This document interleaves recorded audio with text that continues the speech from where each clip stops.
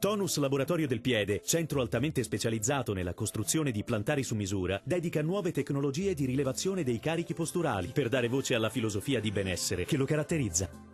Ben ritrovati al meteo. Asciutto sulle nostre regioni, ma sarà una giornata piuttosto grigia. Vediamo il dettaglio.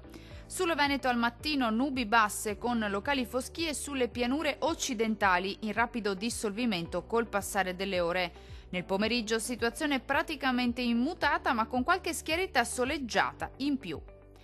Temperature minime tra 7 e 10 gradi.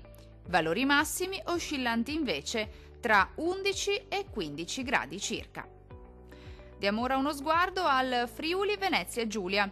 Sarà una giornata piuttosto grigia anche sulla nostra regione, il tempo sarà stabile, tuttavia il cielo risulterà irregolarmente nuvoloso e a tratti anche coperto al mattino, dal pomeriggio invece sarà maggiormente presente il sole. Temperature minime tra 7 e 8 gradi, valori massimi oscillanti invece tra 13 e 15 gradi. Vediamo infine la situazione del Trentino Alto Adige. Non cambia di molto la previsione, nubi basse e locali foschie o nebbie specie sulle vallate del Trentino al mattino, più soleggiato invece altrove. Dal pomeriggio più sole un po' su tutti i settori della nostra regione. Temperature minime tra 5 e 11 gradi, valori massimi compresi invece tra 14 e 16 gradi.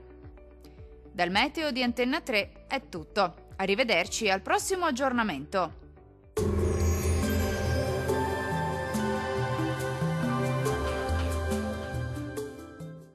Tonus è il miglior negozio di calzature e moda comoda. Qui troverete il più vasto assortimento di calzature Fratelli Tomasi, eleganza e comodità, perché camminare è vivere.